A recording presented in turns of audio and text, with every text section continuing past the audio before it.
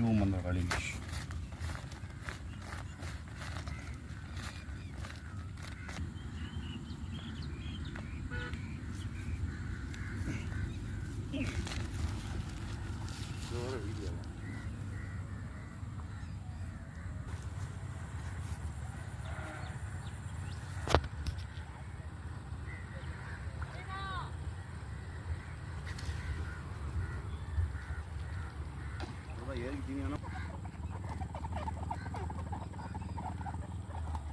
மணின்னு கொத்து மாதிரி தான் போட்டு எத்தனை பேர் இருக்கிறாங்க மரம்ல அவருக்கு